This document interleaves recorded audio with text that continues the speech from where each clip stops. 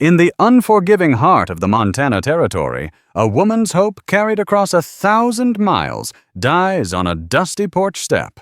She arrived as a mail-order bride, dreaming of a new life, only to be welcomed by the fresh grave of the man she was to marry. But this is not a story of a journey's end. It is the violent, heart-wrenching beginning of a new one.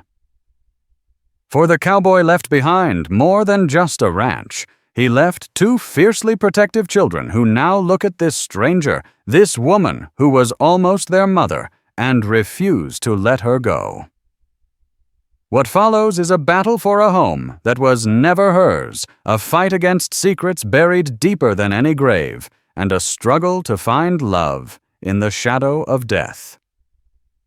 The stagecoach, a rickety vessel of wood and worn leather, kicked up a storm of ochre dust as it groaned to a halt. For 3 days, Beatrice Dunn had been its passenger, her world a rattling confinement of creaking wheels and the endless, monotonous panorama of the American West. Her back ached. Her fine traveling dress was coated in a film of grit, and the carefully pinned chignon at the nape of her neck had long since surrendered to the jolting journey. But a nervous energy, a potent cocktail of hope and trepidation, had kept her spirit from flagging. In her lap, her gloved fingers smoothed the creases of a worn letter, the paper soft as a whisper. The script inside, bold and masculine, belonged to Mr. Alistair Blackwood, the man who had promised her a new life in Redemption, Montana. He had written of a sprawling ranch, the Crimson Peak, nestled in a valley carved by the Serpent's Coil River. He wrote of a sky so vast it humbled the soul, of a sturdy home he had built with his own 2 hands, and of a loneliness that echoed in the empty spaces of that home. He was a widower, he'd confessed, with 2 children, a boy and a girl who needed a mother's touch. His words were not poetry, but they were sincere, filled with the simple, earnest plea of a man seeking a partner to share the burdens and the beauty of a frontier life. Beatrice, a 30-year-old spinster from a crowded, judgmental Boston, had read his advertisement in the Matrimonial Messenger and seen not a desperate plea, but a lifeline. She was to be his mail-order bride, a term that felt both scandalous and thrilling. The stagecoach driver, a grizzled man named Phineas, with a tobacco-stained beard, cleared his throat. "This is it, ma'am. Blackwood's place, as far as I go." Beatrice peered out the window. The Crimson Peak Ranch was not the idyllic picture Alistair's letters had painted. It was stark, magnificent, and intimidating. A 2-story ranch house, its timber frame weathered to a silvery gray, stood sentinel against a backdrop of jagged, rust-colored mountains that clawed at the piercingly blue sky. A vast antechamber of fenced pasture land dotted with cattle stretched out before it. But there was a stillness to the place, an unnerving quiet that seemed to swallow the creak of the stagecoach and the snorting of the horses. The air itself felt heavy with an unspoken sorrow. Phineas hauled her single-scuffed trunk down from the roof. Peculiar, he muttered more to himself than to her. "Usually see Alistair or one of the young'uns about. Perhaps they are out on the range," Beatrice suggested, her voice thin, her carefully constructed composure beginning to fray at the edges. Perhaps Phineas grunted his eyes, scanning the property with a practiced unease. He set her trunk down in the dust.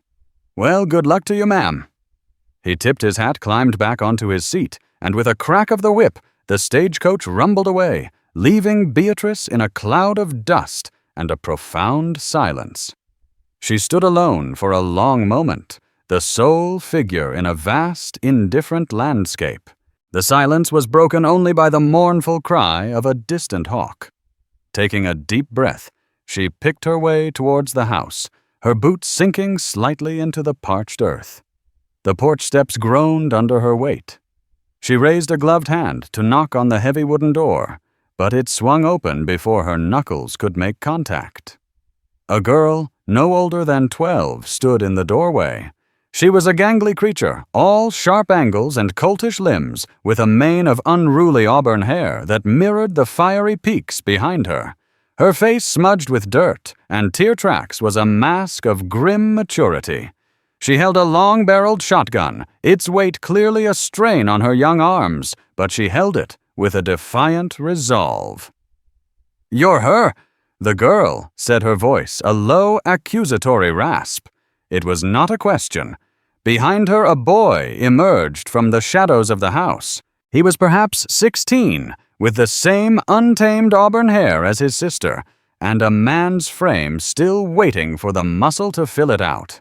His eyes, a startlingly bright green, were red-rimmed and filled with a pain so raw it was like an open wound.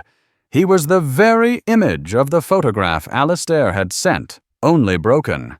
"You're too late," the boy said, his voice cracking on the last word. Beatrice's heart, which had been a frantic drum against her ribs, seemed to stop altogether. "Too late, I don't understand.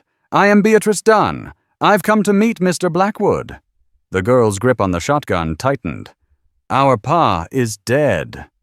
The words, stark and brutal, hung in the dry air. Beatrice felt the world tilt on its axis. The hope she had nurtured for months, the carefully constructed dream of a future, shattered into a million pieces. Dead, she whispered the sound, stolen by the vast, empty sky. How? The boy whose name she knew from the letters was Caleb, gestured with his chin towards a small, fenced-off patch of ground 100 yards from the house. A simple wooden cross stark against the brown earth marked a mound of freshly turned soil. Thrown from his horse 3 days ago, Caleb said, his voice hollow. Broke his neck. We buried him yesterday, 3 days ago, the day she had boarded the stagecoach in dusty Cheyenne, her heart aflutter with anticipation. While she had been dreaming of her arrival, the man who had summoned her across a continent was already gone from the world. A wave of dizziness washed over her. She reached out a hand to steady herself against the porch railing. This couldn't be real. It was a nightmare, a cruel joke played by a merciless fate. She had sold everything she owned, severed all ties to her old life, and traveled to this wild, unforgiving place for a ghost. The girl Hattie lowered the shotgun, though her gaze remained intensely suspicious. So you can turn right around and go back to wherever it is you came from. We don't need you here. Hattie Caleb warned, his voice, soft but firm. It's true, isn't it? Hattie shot back, her grief twisting into a sharp, defensive anger. She was coming to marry Pa. Pa's gone, so she can go. Beatrice looked from the hostile girl to the grieving boy, and then to the lonely grave marker under the vast, indifferent sky. Her own loss, the phantom limb of a future that would never be ached with a sudden, sharp intensity. But another feeling, unexpected and powerful, began to bloom in the barren soil of her despair, a flicker of connection to these 2 wounded children, orphaned now for a second time. She thought of the return journey, the cloying pity in the eyes of the other passengers, the shame of returning to Boston, a failure, a woman, twice unclaimed. She thought of the empty, suffocating life that awaited her there. Then she looked at the house, a monument to the man she had almost known, and the 2 children who were the living, breathing legacy of his hopes. I can't go back. Beatrice heard herself say the words, tasting strange and foreign on her tongue. I have nowhere to go. Caleb's expression softened with a flicker of pity. Hattie's, however, hardened into granite. That's not our problem, the girl declared, stepping forward. This is our home. Our pa's home. It's not yours. Hattie, be decent, Caleb interjected, stepping between his sister and Beatrice. He looked at Beatrice, his young face etched with a man's weary responsibility. Ma'am, my sister is... We're not ourselves right now, but she's right. There's nothing for you here. The last stage back east won't be through for another week, Beatrice said, her mind racing, latching on to the practical, the immediate. It was a reprieve, a stay of execution. The driver said so. Caleb ran a hand through his disheveled hair. He looked exhausted, overwhelmed by a grief too large for his young shoulders. He looked at the vast empty ranch, the herds that needed tending the house, that needed running, and then at the strange woman on his porch. A week, he conceded the word heavy with reluctance. You can stay in the spare room, but after that, you have to leave. We can't have you here." Beatrice nodded a wave of temporary relief, so potent it almost brought her to her knees. A week. In a week, she would have to figure out how to piece together the fragments of her shattered life. But for now, she had a roof over her head. For now, she was not entirely alone in the vast, terrifying wilderness. As Caleb led her inside, past his sister's simmering glare, Beatrice stepped over the threshold of the house that was meant to be her home. The air inside was cool and smelled of wood smoke leather and the faint lingering scent of a man's pipe tobacco. It was the scent of Alistair Blackwood, the scent of the life she had come for and the life she had already lost. In that moment, she understood that the silence of her arrival was not an ending, but the beginning of a war she didn't even know she was meant to fight. The week that followed was a delicate, undeclared truce, a tightrope walk over a chasm of grief and suspicion. The Crimson Peak Ranch House was a house of ghosts, not only of Alistair Blackwood, but of his first wife, Amelia, whose presence lingered in the faded floral curtains and the neatly arranged, though now dusty collection of porcelain birds on the mantelpiece. Beatrice found herself an intruder in a life that was already lived in a life that had no space for her. She was given a small, stark room at the back of the house, furnished with a narrow bed and a simple pine wardrobe. It was clean, but cheerless, a room for a hired hand, not the lady of the house. From her window, she could see Alistair's grave, a constant, grim reminder of her altered reality. She spent her first few days in a daze, unpacking the fine linens and hopeful trousseau she had brought with her, the items now seeming like relics from another woman's life. Caleb was a ghost himself, a silent, brooding presence who rose before the sun and returned long after it had set his face, etched with the weariness of a man twice his age. He had inherited the full weight of the ranch, and the burden was visibly crushing him. He spoke to Beatrice only when necessary, his words clipped and formal a shield against any perceived intimacy.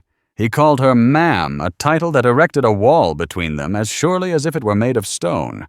Yet in his exhaustion, Beatrice saw a flicker of Alistair's earnestness, the same sense of duty that had resonated in his letters. Hattie, however, was no ghost. She was a furious flesh-and-blood guard dog, her animosity a palpable force within the house.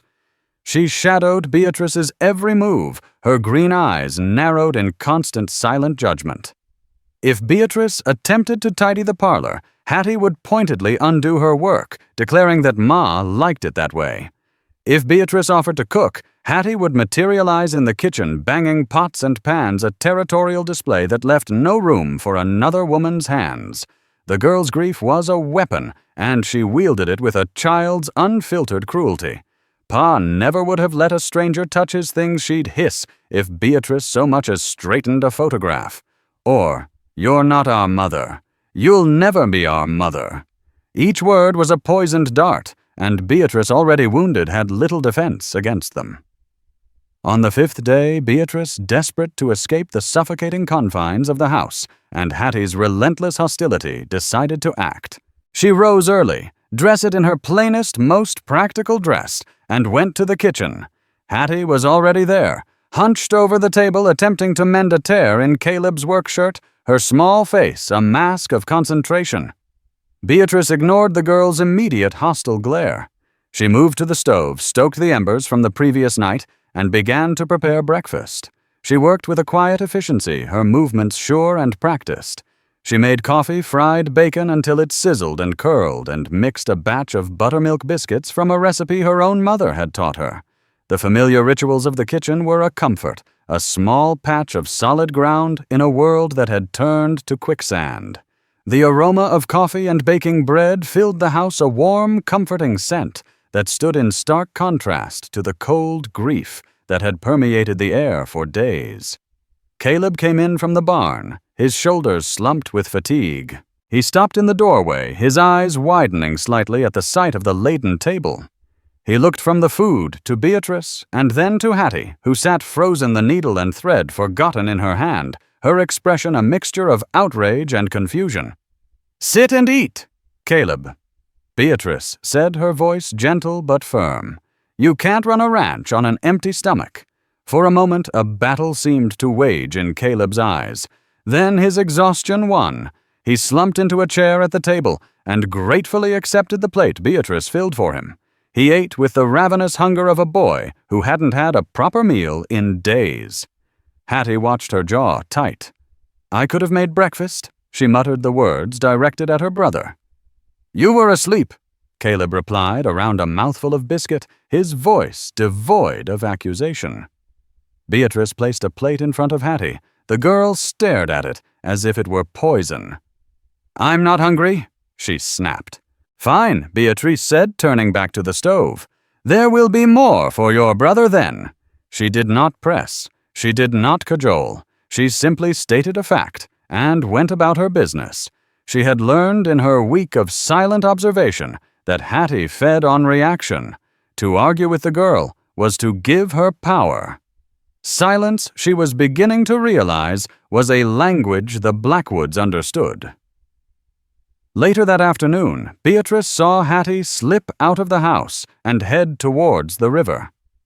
A little while later, Caleb came looking for her, a storm cloud on his young face. "Have you seen Hattie?" he demanded of Beatrice, who was mending the hem of one of her own dresses on the porch. "She went towards the river about an hour ago," Beatrice replied calmly. Caleb swore under his breath. "She's not supposed to go there alone. The current is treacherous this time of year." He started for the barn. "Wait," Beatrice said, standing up. "I'll come with you. I can find my own sister, ma'am," he said, his tone sharp. "I'm sure you can," she agreed. "But 2 sets of eyes are better than 1. He hesitated, then gave a curt nod. They walked in silence, the tension between them a palpable thing. As they neared the Serpent's Coil River, they could hear its roar. The spring melt had turned the normally placid waterway into a churning, angry torrent. They found Hattie not in the water, but perched precariously on a high, slick boulder that jutted out over the most violent part of the rapids. Her thin frame was silhouetted against the churning white water, a tiny, defiant figure, challenging the might of the river. Hattie Caleb's voice was a roar of fear and fury. "Get down from there! Now!" Hattie turned her face pale, but her eyes blazing. "You can't tell me what to do! You're not Pa!" The words struck Caleb like a physical blow. He flinched, the color draining from his face. "Hattie, please, get down! It isn't safe! I don't care!" She screamed, her voice thin against the river's roar. "I wish it had been me. I wish I was dead." Like Pa, Beatrice's blood ran cold. The girl's reckless grief was going to get her killed. While Caleb stood frozen, caught between anger and terror, Beatrice began to move. She didn't shout. She didn't run. She walked slowly, deliberately along the muddy bank until she was directly below the boulder Hattie was on. "Your mother must have been very beautiful," Beatrice said, her voice pitched just loud enough to carry over the water. Hattie stared down at her, her expression of wild grief momentarily replaced by confusion. "What?" "Your mother, Amelia."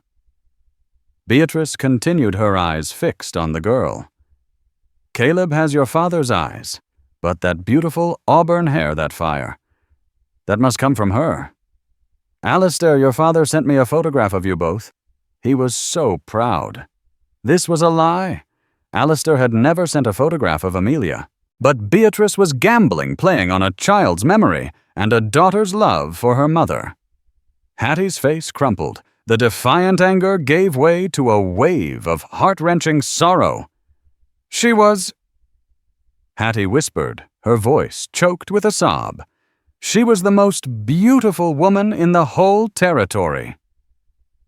"I'm sure she was," Beatrice said softly, "and I am sure she would be terrified to see her brave, beautiful daughter tempting fate on a slippery rock. I think she would want you to come down. I think your pa would want you to come down." Slowly, carefully, Hattie began to inch her way back from the edge of the boulder. Caleb, seeming to break from his trance, scrambled up the rocks to help her. He half carried, half dragged his sister back to the safety of the bank, where she collapsed into a heap, her body racked with sobs. Caleb held her, his own tears finally falling, the two of them clinging to each other in a shared, desperate grief. Beatrice stood back, giving them their space. She had not offered a hand. She had not offered false comfort. She had simply offered a memory, a connection to the mother Hattie missed so desperately. In that moment by the roaring river, something shifted. It wasn't acceptance. It wasn't friendship. But it was a fragile truce, born not of words, but of a shared understanding of loss. As they walked back to the ranch house, Hattie, for the first time, did not flank Beatrice like a prison guard. She walked between her and Caleb, a small, subdued figure. The silence was still there, but it was different. It was no longer the silence of hostility, but the silence of exhaustion, of a grief too profound for words. The week was almost up. Beatrice knew she should be making plans to leave.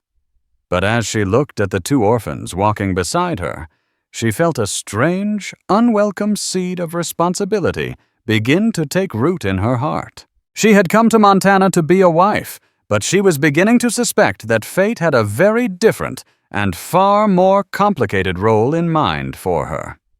The morning the stagecoach was due to return dawned gray and oppressive, the sky the color of old pewter. A heavy silence had once again descended upon the Crimson Peak, this time weighted with the finality of Beatrice's departure.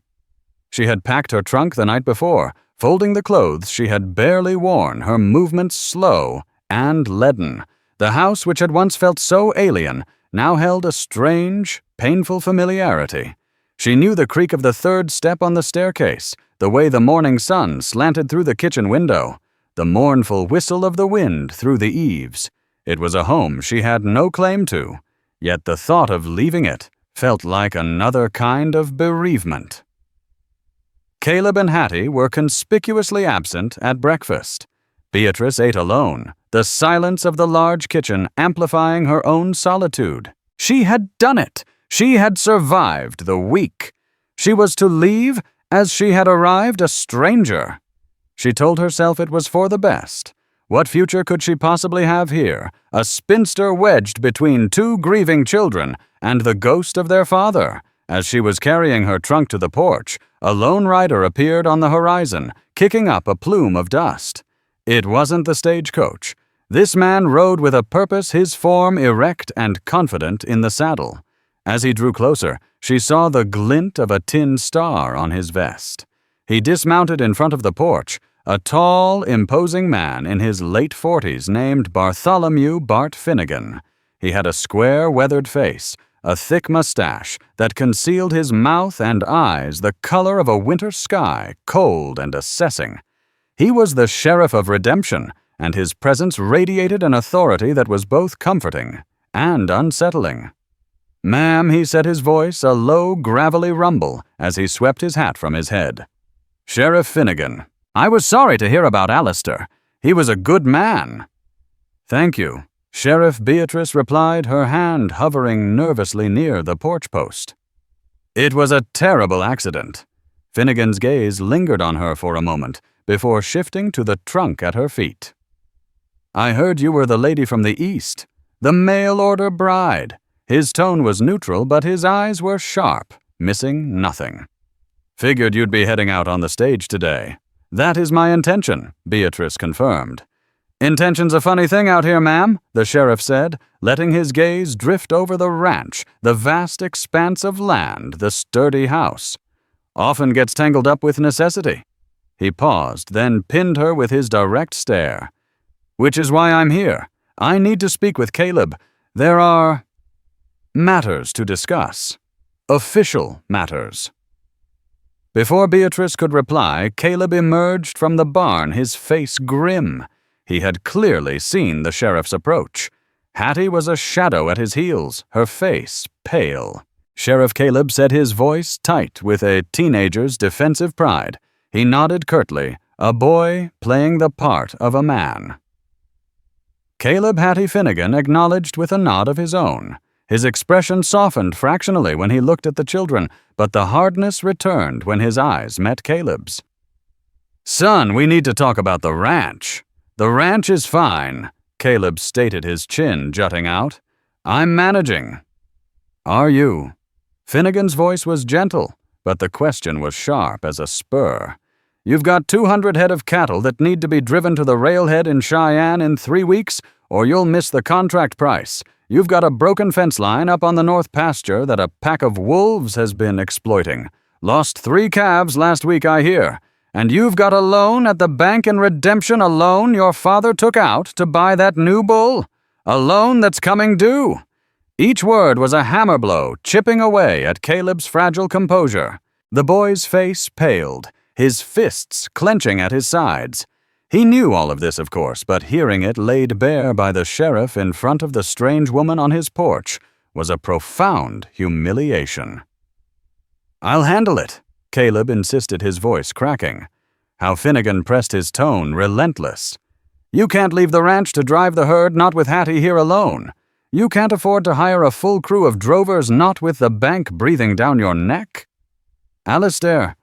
He was a proud man, Caleb. He didn't like to ask for help. But pride don't fill your belly or pay your debts. The sheriff turned his gaze back to Beatrice. "And that's where she comes in." Beatrice started caught completely off guard. I don't see how I have anything to do with this."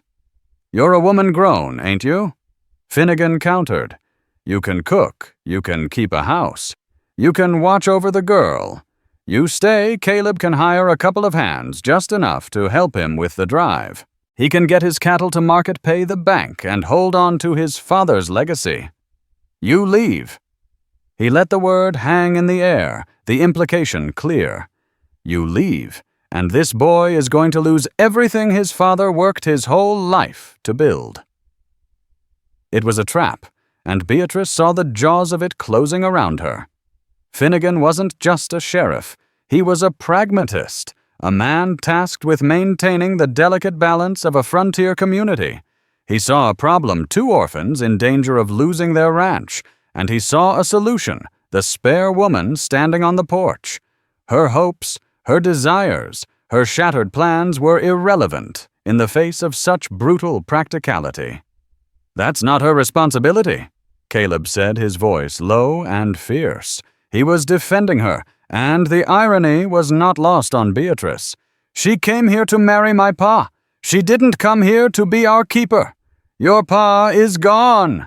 Son Finnegan's voice cracked like a whip, silencing Caleb's protest. "And what's left is what matters now. The living. The land. You think your father would want Hattie to end up in some orphanage back east. You think he'd want to see his Crimson Peak Ranch fall into the hands of a man like Sterling Wolf?" At the mention of that name, a palpable tension shot through the air. Caleb's head snapped up, his eyes flashing with a new, more potent emotion than grief, hatred. Hattie, who had been silent, let out a small, involuntary gasp. Wolf Caleb spat the name like poison. "What does he have to do with this? He knows about the loan," Finnegan said, his voice grim. "He's already been sniffing around the bank talking to Mr. Abernathy, offering to buy your father's debt. You default on that loan. Caleb and Sterling Wolf will own this ranch before your father's grave is settled." The sheriff looked at Beatrice again, his expression unreadable. Alistair and Wolf had bad blood. Goes way back. Wolf has wanted this valley for years. Alistair was the only thing standing in his way. Now it's just these 2 kids. The full weight of the situation crashed down on Beatrice. This was no longer just a personal tragedy. It was a drama of land debt and old rivalries. She was a pawn in a game she hadn't known she was playing. A man she had never met, Sterling Wolf, was circling this family like a predator waiting for them to falter. And her departure, she now realized, would be the final push that sent them over the edge. She looked at Caleb's face, no longer the face of a boy, but a young man staring into the abyss of failure. She looked at Hattie, who was clutching her brother's arm, her eyes wide, with a fear that had finally eclipsed her anger, and she looked at the sturdy house, the vast land, the legacy of the man who had promised her a new life. Perhaps this was it. Not the life she had envisioned with a loving husband at her side, but a different kind of life, a life of purpose, forged in the crucible of necessity. The distant rumble of the approaching stagecoach drifted on the wind. It was her escape, her ticket back to a life of quiet desperation in Boston. It was the sensible choice, the sane choice. "The stage is coming," Hattie whispered, her voice trembling. Beatrice looked at her trunk, the symbol of her failed hopes. Then she looked into Sheriff Finnegan's cold, expectant eyes.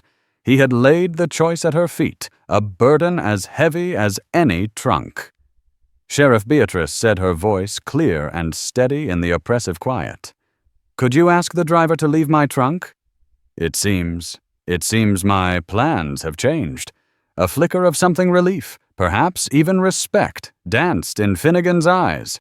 Caleb stared at her, his mouth slightly agape, a maelstrom of conflicting emotions swirling in his gaze. Hattie's expression was one of pure, unadulterated shock.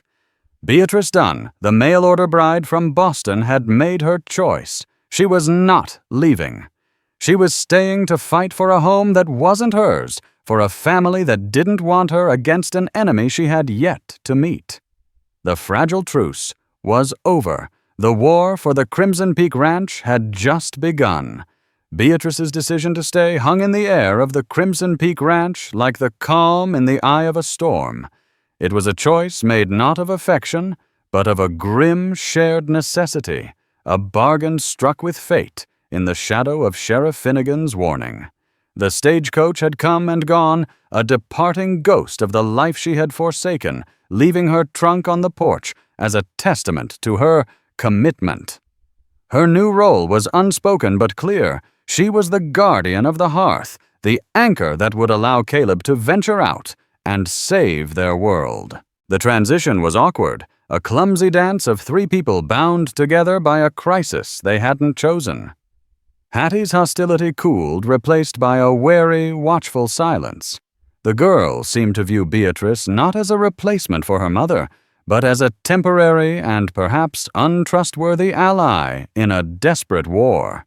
She still bristled if Beatrice moved one of her mother's porcelain birds, but she no longer sabotaged her attempts to cook or clean. A silent understanding had been forged for the ranch to survive. The house had to function. Caleb, meanwhile, threw himself into the monumental task before him. He rode out at dawn each morning, scouring the smaller neighboring homesteads for men willing to sign on for a cattle drive on short notice and even shorter pay. He came back late each night, his face etched with frustration. The name Sterling Wolf, it seemed, cast a long and chilling shadow over the valley. "He's offering twice what I can pay," Caleb confessed one evening, slumping at the kitchen table, while Beatrice ladled stew into a bowl for him. His voice was raw with defeat. "He's hiring every able-bodied man for a spring roundup on his own Spread the Whispering Pines. Says he's expanding. He's boxing me in, making sure I can't find a crew." "He is a wicked man," Hattie muttered, from the corner where she was ostensibly doing her lessons, but was in fact listening to every word. "He's a smart man," Caleb corrected the words, bitter. "He knows exactly what he's doing." Beatrice listened, her heart aching for the boy's impossible struggle. The enemy Sterling Wolf was no longer just a name. He was a force, a puppeteer pulling the strings of their lives from afar. She felt a rising anger, a protective instinct towards these children who had been thrust into her care. The next day, she decided to act. Announcing that she was going into the town of Redemption for supplies, she harnessed the old mare to the buckboard.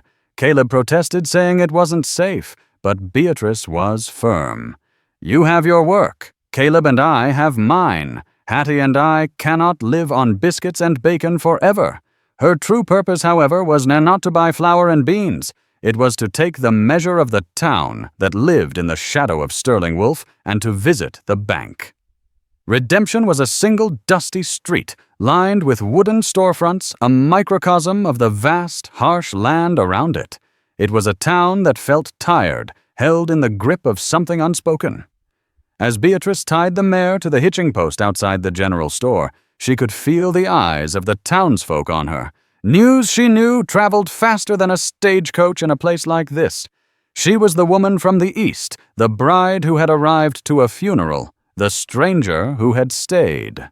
Her first stop was the Redemption Savings and Loan, a formidable brick building that seemed out of place amongst the weathered wood of its neighbors.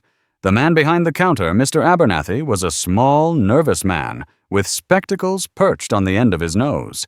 He peered at her over the rims as if she were a column of figures he couldn't quite make add up. "I am Beatrice Dunn," she said, her voice steady. "I am staying out at the Crimson Peak Ranch managing the household for the Blackwood children." Yes, I know who you are," Abernathy said, wringing his hands. "A terrible business about Alistair." "Terrible. I've come to inquire about the loan," Beatrice said, getting straight to the point. "The one Mr. Blackwood took out." Abernathy's face paled. He darted a nervous glance towards the door. "My dear woman, that is a private matter between the bank and the Blackwood estate. The Blackwood estate currently consists of a 16-year-old boy and a 12-year-old girl." Beatrice countered, her tone hardening. "And since I am running their household, their finances are very much my concern. I need to know the exact amount owed and the final date for payment." Her directness seemed to startle him. He licked his lips, his eyes shifting nervously again. "The loan is for $500. It is due in full in 2 weeks' time. $500. It was a fortune, an impossible sum. Beatrice's heart sank, but she kept her face a mask of calm composure. "I see. And Sheriff Finnegan mentioned that Mr. Sterling Wolfe has expressed an interest in this loan." At the mention of Wolfe's name, Abernathy actually flinched. He leaned forward, lowering his voice to a conspiratorial whisper. "Mrs. Dunn, for your own good, you should not involve yourself. Mr. Wolfe is the most powerful man in this territory. He gets what he wants. And he wants the Crimson Peak," Beatrice stated. Abernathy gave a jerky, terrified nod. Alistair Blackwood was the only man who ever stood up to him.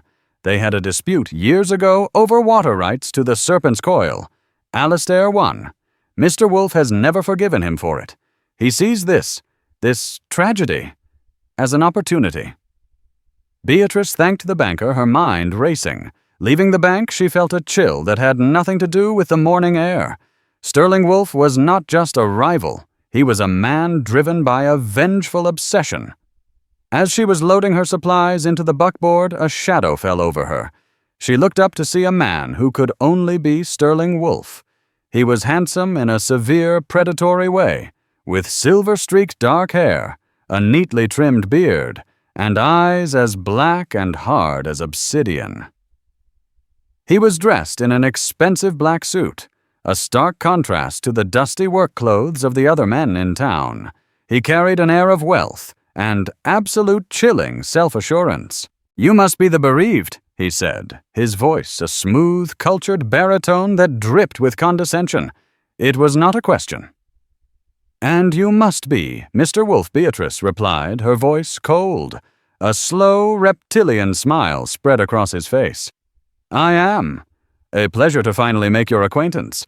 I must confess the whole town is abuzz. It's not every day a woman of your quality chooses to grace our humble corner of the world." His eyes raked over her, an insolent appraisal that made her skin crawl. "My reasons for being here are my own," she said, turning to adjust a sack of flour in the buckboard, signaling her desire to end the conversation. "Of course," Wolfe purred, stepping closer, invading her space.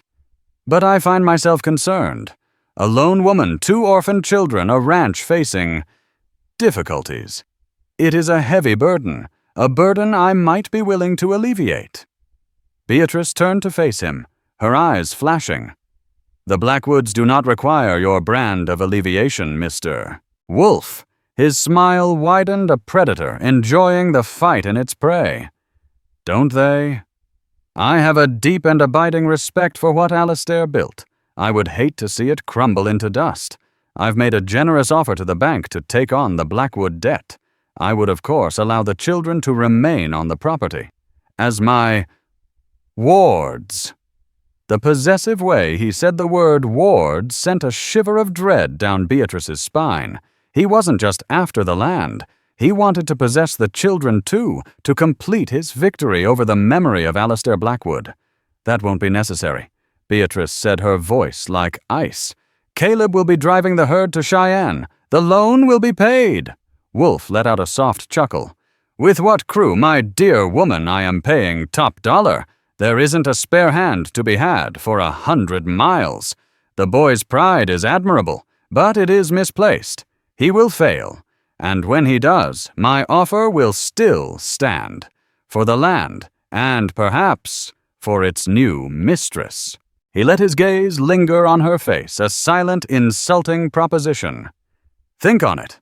A woman like you should not be saddled with the failures of a dead man. With me, you would be the queen of this entire valley. He tipped his hat, the gesture a mockery of courtesy, and walked away, leaving Beatrice trembling with a rage so profound it almost choked her. He had laid his cards on the table. It wasn't a negotiation. It was a declaration of war. He would crush them, and he would enjoy doing it. Driving back to the ranch, Beatrice's mind was a whirlwind. The problem was no longer just about money or manpower. It was about breaking the stranglehold of fear and influence that Sterling Wolf had on the entire community. They couldn't fight him on his terms. They needed a different kind of weapon.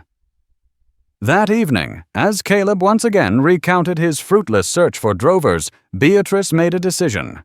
It was a wild, desperate gamble, a plan born of her conversation with the devil himself. You cannot find a crew because you are offering money, she said, her voice cutting through Caleb's despairing monologue. Caleb looked at her confused. What else is there to offer? A future, Beatrice said, leaning forward, her eyes intense. A stake in what you are fighting for.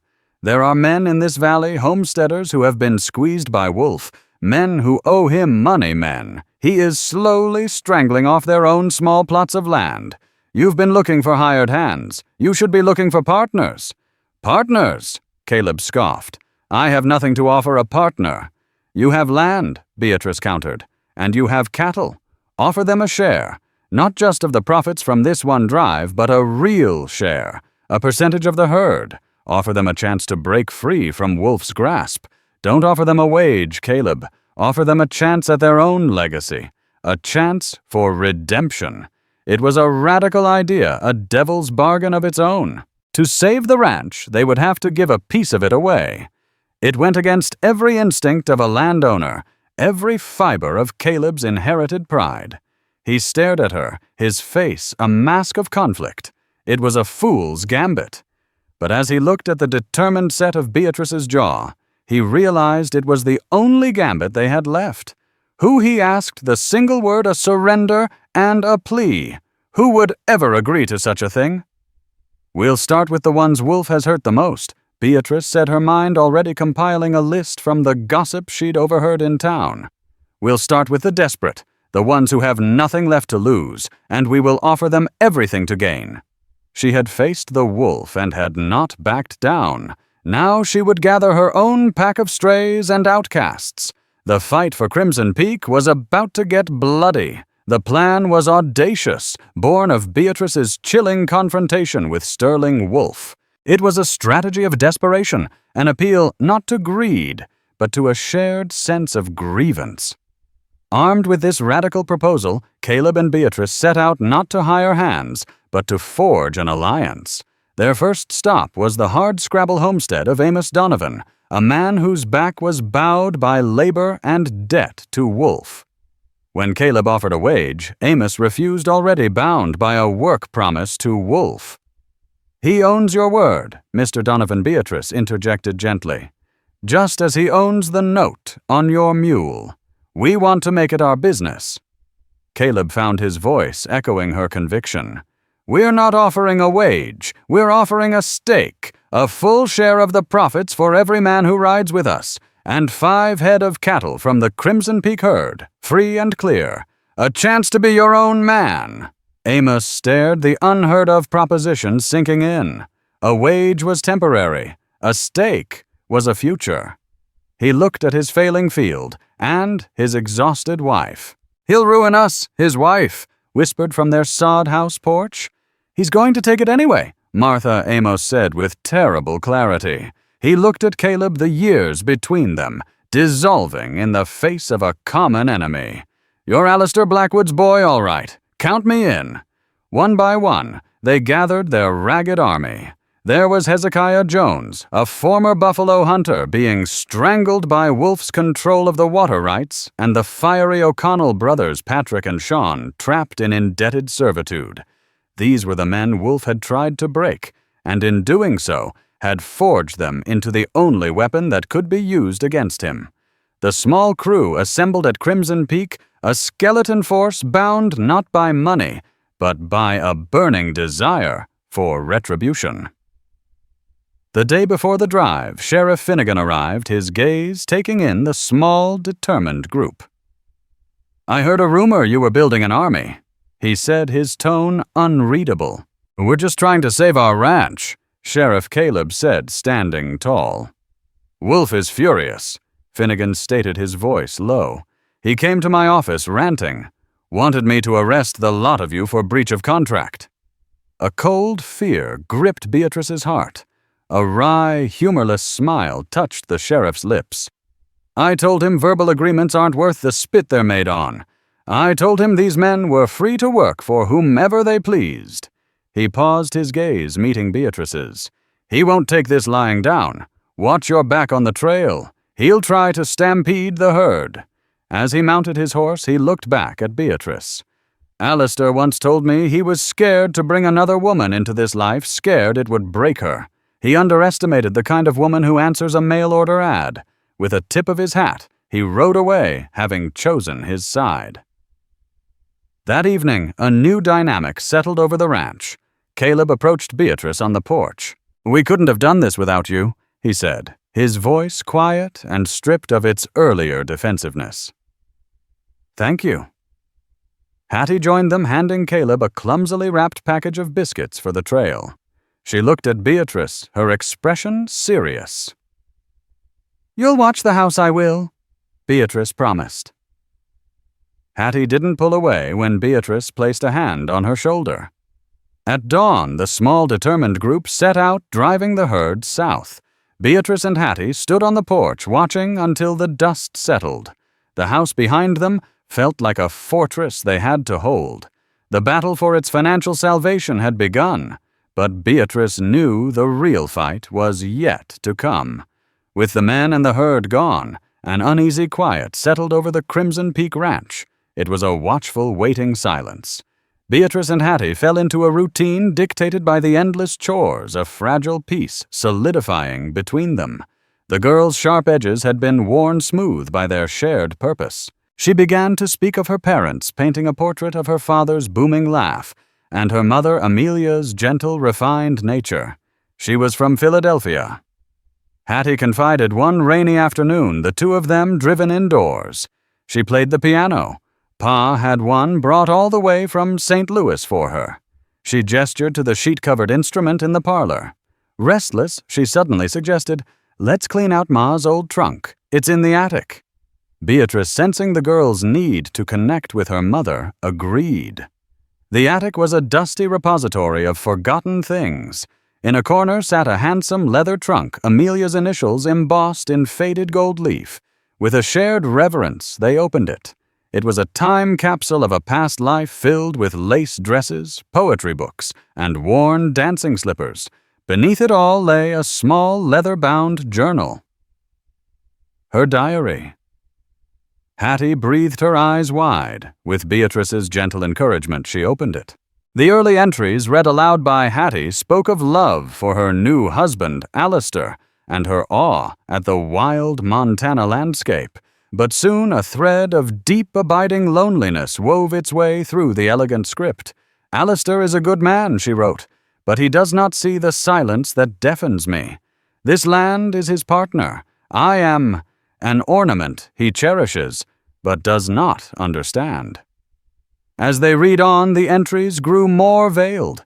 There were mentions of a visitor who came on business while Alistair was away, a man who spoke of books and art, a man identified only by the initial W. Beatrice felt a knot of dread tighten in her stomach. Then came the entry that spelled out the name, a name that struck Beatrice like a physical blow. "Sterling Wolfe. He is handsome and charming, and he looks at me with a hunger that frightens and thrills me. He says Alistair does not deserve me. I have told him not to return. I pray I have the strength to mean it." Hattie fell silent, her face ashen. "Mr. Wolfe," she whispered in horror. He knew my mother." Before Beatrice could formulate a response, a final devastating entry provided the answer. The ink was smudged, the handwriting shaky. "I have told Alistair that I am with child. He is overjoyed. He must never know. This child, this precious secret child. I will love it as his, I must, but when I look in the mirror sometimes I see W's eyes looking back at me. May God have mercy on my soul." The diary slipped from Hattie's numb fingers. The truth, monstrous and unthinkable, filled the room. Hattie, with her fiery hair and piercing green eyes so unlike Alistair's, was not his daughter. She was the daughter of Sterling Wolfe. His obsession with the ranch wasn't about land. It was about claiming what he believed to be his own. "It's not true." Hattie sobbed, her body trembling with a grief and betrayal that eclipsed all else. "It's a lie." Beatrice pulled the girl into her arms, offering the only comfort she could, her presence as Hattie's world shattered. She had no words, no platitudes to soften such a cataclysmic revelation. The sound of frantic galloping hoofbeats suddenly shattered the attic's charged atmosphere. It was too soon for Caleb's return. They rushed to the window to see Sean O'Connell, one of the drovers, practically fall from his exhausted horse. They met him on the porch as he gasped for breath. "What is it? What's happened?" Beatrice demanded. "It's Wolfe!" He choked out his face, wild with panic. "He found us at the river crossing, started a stampede, drove half the herd over the bluffs."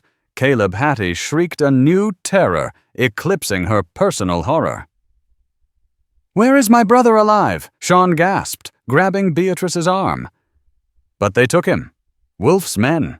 They're holding them at the Whispering Pines. And Wolfe, he sent me with a message." Sean's terrified eyes darted between Beatrice and the trembling girl beside her.